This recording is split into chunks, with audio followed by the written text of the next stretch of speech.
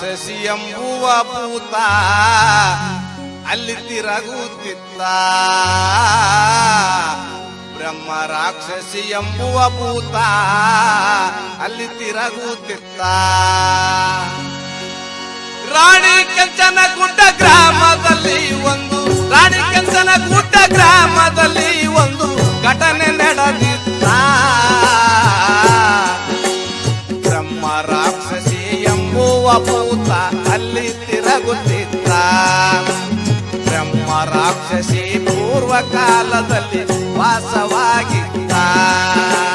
ಬ್ರಹ್ಮ ರಾಕ್ಷಸಿ ಪೂರ್ವ ಕಾಲದಲ್ಲಿ ಅಲ್ಲಿ ತಿರುಗುತ್ತಿತ್ತ.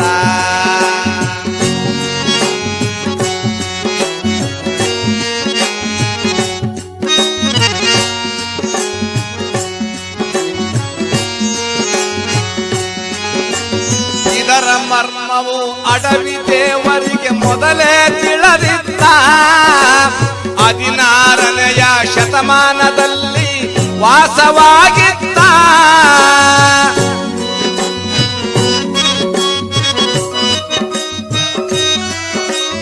ಇದರ ಮರ್ಮವು ಅಡವಿ ದೇವರಿಗೆ ಮೊದಲೇ ತಿಳಿದಿತ್ತ. 16ನೆಯ ಶತಮಾನದಲ್ಲಿ ವಾಸವಾಗಿತ್ತ. ನಿಜವಾಗಿ ನಡೆದ ಹೋದಂತ ಕಥೆಯ ಕೇಳಿರಿ ನೀ ಕುಂತ.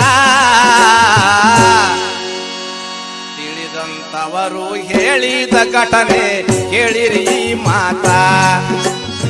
ತಿಳಿದಂತವರು ಹೇಳಿದ ಘಟನೆ ಕೇಳಿರಿ ಈ ಮಾತ.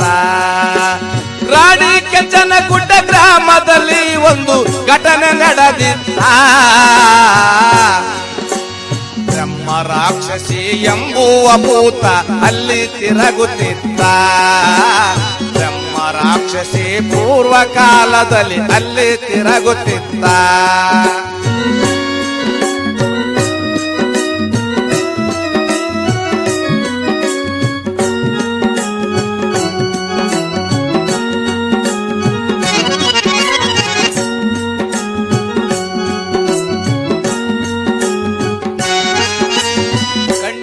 ಕಾಣದ ಜೀವದನಗಳ ಪ್ರಾಣ ಹಿಂಡುತ್ತಿತ್ತ.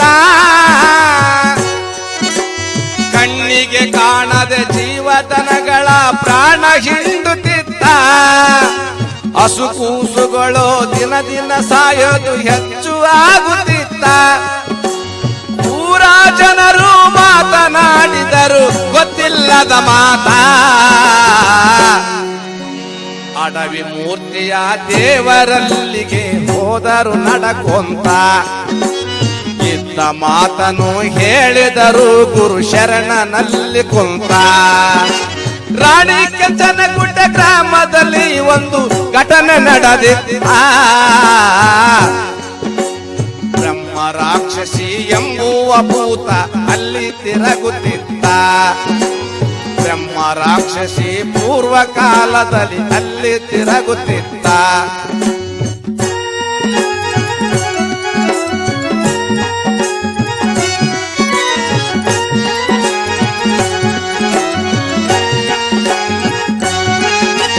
ಸವಾರಿಯ ಮೇಲೆ ಇರುವ ಸಮಯ ಊರ ಭಕ್ತರ ಕರೆಸಿದರ.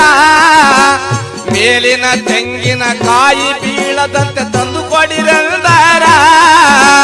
ತೆಂಗಿನಕಾಯಿ ನಿಂಬೆ ಹಣ್ಣು ಕೈಯಲ್ಲಿ ಹಿಡಿದಾರ.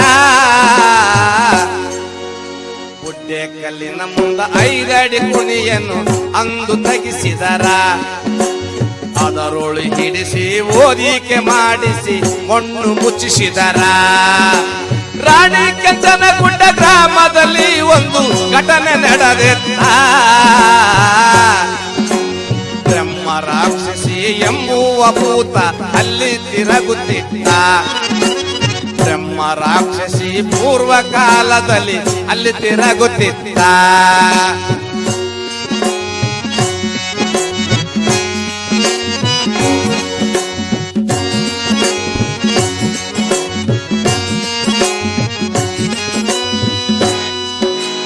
ಮಾಯವಾದ ಬ್ರಹ್ಮ ರಾಕ್ಷಸಿ ದೇವರ ಮುಂದ ಬಂದಿದ್ದ. ಪ್ರತ್ಯಕ್ಷವಾಗಿ ನೆಲಕ್ಕೆ ತುಪ್ಪನೆ ಕಿರಿಚಿ ಬಿದ್ದಿದ್ದ.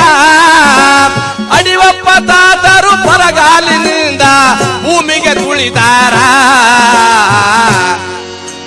ಒತ್ತಲ ಚಿಂತ ಶಾಂಭವಿ ಕಂದ ಕವಿಯ ಬರಿದಾರ ಒತ್ತಲ ಚಿಂತ ಶಾಂಭವಿ ಕಂದ ಕವಿಯ ಬರಿದಾರ ರಾಣಿ ಕೆಂಚನಗುಡ್ಡ ಗ್ರಾಮದಲ್ಲಿ ಒಂದು ಘಟನೆ ನಡೆದಿತ್ತ